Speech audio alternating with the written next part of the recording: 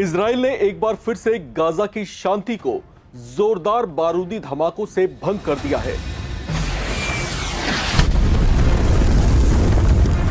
Israel ने Gaza में cease fire की शर्तें तोड़ते हुए उस पर एक बार फिर से भीषण हमला कर दिया है। इजराइल ने विस्फोटकों से लदे ड्रोन से गाजा में एयर स्ट्राइक की है, जिसमें कई लोग गंभीर रूप से घायल हो गए हैं। यह हमले मध्य गाजा के नुसेरात इलाके में की गई है। धमाके इतनी जोरदार थे कि आसपास की शरणार्थी शिविरों में रह रहे आम लोग दहशत से भर गए। यह हमला ऐसे समय में हुआ है जब हाल ही में गाजा पट्टी में अमेरिकी राष्ट्रपति डोनाल्ड ट्रंप की मध्यस्थता में इजराइल और हमास के बीच सीज फायर पर सहमति बनी थी।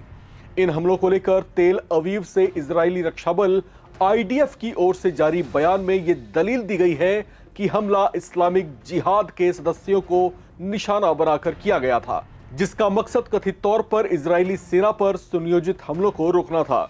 इजरायली सेना ने साथ ही यह भी कहा कि दक्षिणी कमान में आईडीएफ सैनिक युद्ध विराम समझौते के मुताबिक क्षेत्र में तैनात हैं और किसी भी तात्कालिक खतरे को दूर करने के लिए कार्रवाई जारी रखेंगे। हालांकि इस हमले को लेकर आईडीएफ की इस दलील के बावजूद गाजा पट्टी में अब तक जारी युद्ध विराम पर खतरा मंडराने लगा है। ऐसी भी संभावनाएं हैं कि इजरायली फोर्सेस की ऐसी कार्रवाई हमास के लड़ाकों को एक बार फिर से भड़का सकती है। कुछ रिपोर्ट्स में संभावना जताई गई है कि इजराइल के हवाई हमले से गाजा में ट्रंप की मध्यस्थता में लागू नाजुक युद्ध विराम पर खतरा मंडराने लगा है। इसके पहले इजराइल और हमास एक दूसरे पर युद्ध विराम के उल्लंघन का आरोप लगाते रहे हैं। कुछ न्यूज एजेंसीज ने प्रत्यक्षदर्शियों के हवाले से बताया है कि उन्होंने गाजा में ड्रोन हमले होते हुए देखा, जिससे वहां धमाके हुए और आग फैल गई। स्थानीय डॉक्टरों ने बताया है कि हमले में 4 लोग घायल हुए हैं। फिलहाल मरे कितने हैं, इस बारे में कोई पुष्ट जानकारी अब तक सामने नहीं आई है। रिपोर्ट्स में बताया गया है कि इजरायली टैंकों ने गाजा सिटी के पूर्वी इलाके में गोलीबारी भी की है, जो इस क्षेत्र का सबसे बड़ा शहरी केंद्र है। इस बीच इजरायली मीडिया ने बताया कि वर्तमान संघर्ष की शुरुआत इजराइल के मिस्र के प्रतिनिधियों को गाजा पट्टी में प्रवेश अनुमति देने के बाद शुरू हुई है। यह अनुमति गाजा पट्टी में मौजूद इजरायली बंधकों के शवों का पता लगाने के लिए की गई है।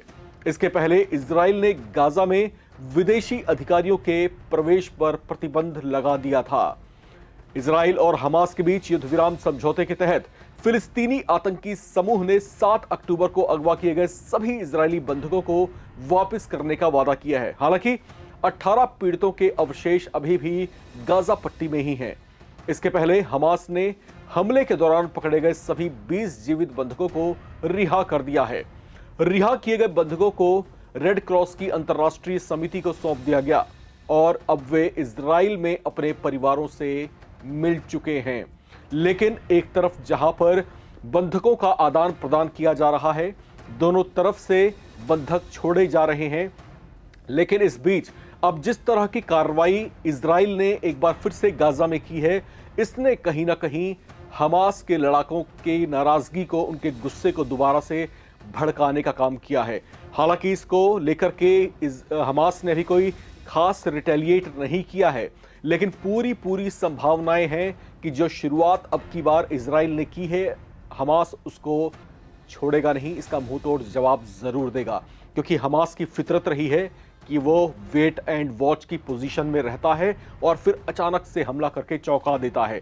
तो यहां पर जबकि सीज फायर हो चुका था, सीज फायर होने के बाद ये बंदिशें होती हैं कि आप जो है एक दूसरे पर क्रॉस फायरिंग नहीं करेंगे, एक दूसरे पर शेलिंग नहीं करेंगे, किसी भी तरह से जो है एक दूसरे की सुरक्षा को खतरा नहीं पहुंचाएंगे।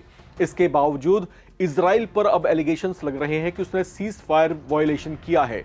तो यहां पर उसके जो ड्रोन्स थे गाजा पट्टी में घुसते हैं और वहां पर जो है बॉम्बार्डिंग करते हैं और इस हमले में कुछ लोग घायल बताए जा रहे हैं। हालांकि इसमें हताहतों की संख्या कितनी ज्यादा बढ़ सकती है या फिर क्या कुछ लोग मारे भी गए हैं, इस बारे में अभी पुष्ट जानकारी गाजा प्रशासन की ओर से नहीं दी गई है। लेकिन जो हालात अब यहां पर बनते हुए दिखाई दे रहे हैं, वो कहीं ना कहीं इस टेंशन को बूस्ट कर सकते हैं, इस तनाव को आगे और ज्यादा बढ़ा सकते हैं।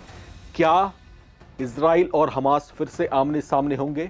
जिस तरीके से इजराइल ने हमास को दोबारा प्रोवोक करने की कोशिश की है? क्या गाजा में दोबारा से आमने सामने की जंग छिड़ जाएगी? क्या हमास का गुस्सा फिर से भड़क उठेगा और वो इसका बदला लेने के लिए इजरायली फोर्सेस पर काउंटर अटैक करेगा? ये तमाम सवाल हैं जो इस समय लगातार गूंज रहे हैं। क्या कुछ अपडेट रहता है, इसको लेकर हम फिर से हाजिर होंगे। फिलहाल पल पल की तमाम अपडेट्स के लिए आप लगातार बने रहें, देखते रहें नवभारत टाइम्स।